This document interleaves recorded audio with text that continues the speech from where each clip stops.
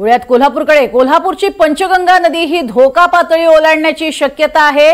सध्या नदीची पाणी पातळी ही 42.7 फुटांवरती येऊन पोहोचली आहे। पूरपरिस्थिती निर्माण झाल्याने अनेक मार्ग देखील बंद झालेत। राधानगरी धरणाच्या 2 दरवाजांमधून पाण्याचा विसर्ग सुरू आहे। कोल्हापूर ते रत्नागिरी आणि कोल्हापूर ते गगनबावडा हे दोन्ही मार्ग आता बंद झाले। कोल्हापुरातील काही भागात पूरस्थितीमुळे जनजीवनही विस्कळीत झालेलं आहे। अनेक भागातील लोकांना स्वतःहून स्थलांतर करण्यास सांगितलेलं आहे। ज्या ज्या भागात पाणी शिरतंय अशा लोकांनी स्वतःहून जी निवारा केंद्र आहे तिथे स्थलांतर करावं अशा सूचना सुद्धा करण्यात आलेल्या आहेत। तब्बल आपण बघतोय नदीची पाणी पातळी ही 42.7 फुटांवरती येऊन पोहोचलेली आहे आणि त्यामुळेच ही प्रचंड पूरस्थिती निर्माण झालेली सध्या आपल्याला पाहायला मिळते। मात्र सगळ्यात महत्त्वाची बाब ही आहे की हीच पूरस्थिती आणखीन वाढू शकते, कारण इशारा पातळी जी आहे किंवा ती ओलांडून आता धोका पातळी ओलांडण्याची सुद्धा शक्यता निर्माण झालेली आहे।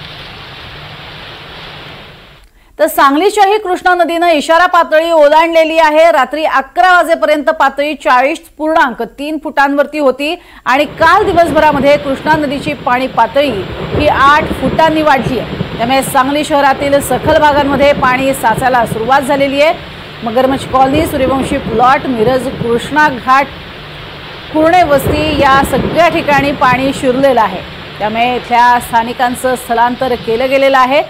सांगलीच्या कृष्णा नदीनं इशारा पातळी ओलांडलेली आहे। रात्री 11 वाजेपर्यंत ही पातळी 40.3 फुटांपर्यंत गेलेली होती। तर सांगलीच्या सखल भागात त्यामुळे पाणी साचलेलं आहेच, पण नदीकाठची जो भाग आहे त्यांचं सुद्धा अर्थातच स्थलांतर केलं जात आहे। तब्बल 617 लोकांचा यामध्ये सहभाग आहे। 125 कुटुंब आतापर्यंत स्थलांतरित केली गेलेली आहेत। तर आज आणखीन पाणी वाढण्याची शक्यता आहे।